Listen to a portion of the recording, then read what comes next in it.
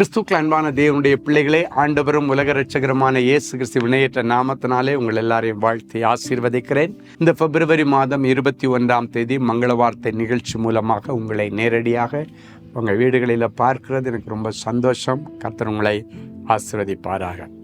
சரி, இன்னைக்கு பிறந்த நாள், திருமண நாளை நினைவு கூறுகிற பிள்ளைகள் இருப்பீர்களே, ஆனால் இருக்கிற இடத்துல அப்படியே கரங்களை கூப்பிக்கொள்ளுங்கள். நீங்கள் வலது புறத்திலும் இடது புறத்திலும் இடங்கொண்டு பெருகுவீர்கள்.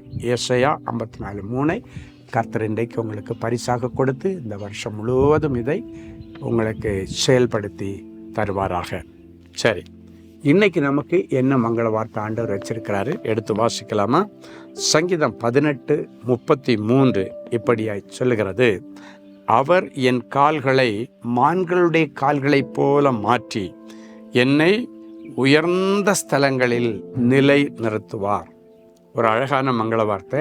இன்னைக்கு எத்தனை பேர் எனக்கு காலு பலவீனமாக இருக்குது, என்னால் நடக்க முடியலை, முட்டி போட முடியலை, ஜெபிக்கிறதுக்காகவாவது எனக்கு காலில் பலனை தாங்க ஆண்டவரே, சர்ச்சுக்கு போகிறதுக்காவது எனக்கு பலனை தாங்க ஆண்டவரே, என்னால் சர்ச்சுக்கு போக முடியலை, என் காரியத்தை நான் செய்ய முடியலை, நான் வாக்கர் வச்சு நடக்கிறேன், அடுத்தவங்களுடைய உதவியோடு நடக்கிறேன், அடுத்தவங்களுடைய தோளில் கை வச்சுட்டு நடக்கிறேன், குச்சி ஊண்டி நடக்கிறேன் அப்படின்னு எல்லாம் யார் யார் உங்களால் நடக்க முடியலைன்னு சொல்கிறீங்களோ, இன்றைக்கு நீங்கள் விசுவாசித்தால் இந்த வசனத்தின்படி உங்கள் கால்களை மான் கால்களின் கால்களைப் போல மாற்றுவார். விசுவாசத்தில் ஒரு ஸ்டெப்பு எடுத்து வைங்க. நடக்க முடியலைன்னு சொல்கிறீங்களா? இயேசுவின் நாமத்தினால நான் எழும்பி நடக்கிற ஆண்டவரே, உங்கள் வசனத்தின்படி கால் எடுத்து வைங்க. நீ எடுத்து வைக்கிற கால் அடி மான் கால்களின் கால்களைப் போல ஸ்டெடியாக நிற்கும். அன்னைக்கு 38 வருஷமாக பெதஸ்தா குளத்தண்டையில் கிடந்தவன்ட்ட அவன் படுக்கை எடுத்துட்டு நடந்து வீட்டுக்கு போன்னு சொன்ன உடனே அவன் என்னை எழுப்பி விடுங்க ஆண்டவரேன்னு கேட்கல. அவன் ஒரு ஸ்டெப் எடுத்து முயற்சி செய்தான். கால் நிற்கிதான்னு பார்த்தான், கால் நின்றுச்சு, இடுப்பு நின்றுச்சு. அவன் பாட்டுக்கு எழுந்து பெட்டையும் தூக்கிட்டு அவன் நடந்து வீட்டுக்கு போனானா. அப்போ முயற்சி, விசுவாசம். வசனத்தை சொல்லிட்டு இருக்கிறதோடு இல்லாமல் இன்றைக்கி நீங்கள் செயல்படுத்தி பாருங்கள். நீங்கள் ஒருவேளை பெட்ரிட்டனில் யாராவது இருந்தாங்கன்னா கூட ஸ்தோத்திரம் பண்ணிவிட்டு அப்படியே எடுத்து இந்த வசனத்தின்படி இன்றைக்கி எங்களுக்கு மங்கள வார்த்தை தந்திருக்கீங்க ஆண்டவரே, எங்கள் அம்மாவை நான் நடக்க வச்சு ட்ரை பண்ணுறேன், எங்கள் அத்தையை நடக்க வச்சு ட்ரை பண்ணுறேன், எங்கள் அண்ணனை நடக்க வச்சு ட்ரை பண்ணுறேன், ஸ்தோத்திரம் பண்ணிகிட்டே நீங்கள் எழும்பி நடந்து பாருங்கள். உங்கள் கால்கள் நிலை நிற்கும். உங்கள் கால்களில் கர்த்தருடைய வல்லமை வரும். நீங்கள் விசுவாசித்தா தேவ மகிமையை காண்பீங்க. என் ஆண்டவர் இன்றைக்கும் உயிரோடு இருக்கிறார். அது மட்டுமல்ல, என்னுடைய உயர் ஸ்தலங்களில் என்னை நிறுத்துவார். கீழ்மட்டத்தில் இருக்கிற பிள்ளைங்க, நான் கீழ்மட்டத்தில் இருக்கிறதுனால என்னை யாருமே மதிக்கலை, என்னை யாருமே கண்டுக்கலை, என்னை யாருமே விசாரிக்கலை என்றெல்லாம் புலம்பிக் கொண்டிருக்கிற தேவனுடைய பிள்ளைகளை இன்னைக்கு ஆண்டவர் சொல்லுகிறார், உன்னை நான் மேல் ஸ்தலத்தில், உயர்ந்த ஸ்தலத்தில் உன்னை ஏற்றி உட்கார வச்சு நிலைநிறுத்தி அழகு பார்ப்பேன். இன்னொரு வசனம் சொல்லுகிறது, பூமியின் உயர்ந்த ஸ்தானங்களிலே உன்னை ஏறி வர பண்ணி யாக்கோபின் சுதந்திரங்களினால் அலங்காரம் பண்ணுவேன்.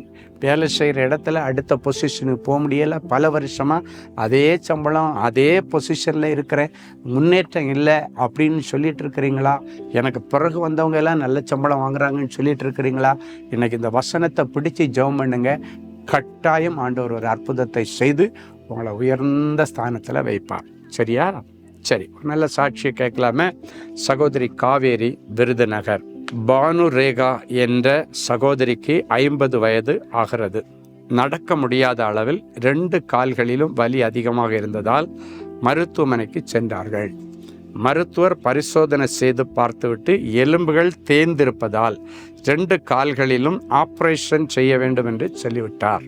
இந்த நிலைமையில் நான் அவர்களுக்கு பரிபூர்ண சுகம் கிடைக்க தேவனின் அன்பு ஊழியங்களின் ஜெப மையத்தை தொலைபேசியில் தொடர்பு கொண்டு ஜெபிக்கும்படி கேட்டுக்கொண்டேன். ஜெப ஊழியர் ஏறெடுத்த ஜெபத்தை கேட்டு கர்த்தர் அற்புத சுகத்தை கொடுத்தார். பானு ரேகாவுடைய கால்களை ஆண்டவர் ஸ்ட்ரெங்தன் பண்ணி மான் கால்களின் கால்களைப் போல மாற்றி நடக்க செய்த கர்த்தருக்கு ஸ்தோத்திரம். கண்களை மூடி ஜெபிக்கலாமா? அன்பான ஆண்டவரே, உமக்கு நன்றி. இந்த வார்த்தையை கேட்டுக்கொண்டு தேவ சமூகத்தில் காத்திருக்கிற என் பிள்ளைகளுடைய தள்ளாடுகிற முழங்கால்களை உறுதிப்படுத்தும், கால்களும் கரடுகளும் பலன் கொள்ளட்டும். இயேசுவின் நாமத்தினாலே என் பிள்ளைகளுடைய கரங்களை கர்த்தர் திடப்படுத்தும். ஆண்டவரே, போன் கேன்சர்கள் குணமாகும்படி ஜெபிக்கிறேன். ஆர்த்தரைட்டிக்ஸ் பிரச்சனைகள் மறைந்து போகும்படி ஆசீர்வதித்து ஜெபிக்கிறேன். அந்த நடக்க முடியாத பிள்ளைகள், ஆக்சிடென்ட் ஆகி இடுப்புக்கு கீழே விளங்காதவங்க, செயல்படாத கால்களோடு இருக்கிறவங்க, செயல்படாத முதுகுத்தண்டோடு இருக்கிறவர்கள் மேலே இந்த வார்த்தை இறங்குவதாக. ஆண்டவரே, அவர்களுடைய கால்களை மான் கால்களின் கால்களைப் போல மாற்றி அவர்களை நிறுத்துவீராக, எழுப்பி நிறுத்துவீராக. சாதாரண இடத்துல இல்லை, மேட்டில் உயர்ந்த இடத்துல நிறுத்தி என் பிள்ளைகளை நீர் அழகு பார்க்கும்படி ஜெபிக்கிறேன். என் பிள்ளைகளுடைய எல்லா வேதனை நீங்கி என் பிள்ளைகள் சுகமாயிருப்பார்களாக. அது எப்பேற்பட்ட வலி, வேதனை, எப்பேற்பட்ட கொள்ளை நோய், எப்பேற்பட்ட பிரச்சனையா இருந்தாலும் இன்றைக்கே உம்முடைய தொடுதலை பிள்ளைகள் உணரட்டும். இயேசுவின் மூலம் பிதாவே, ஆமென்.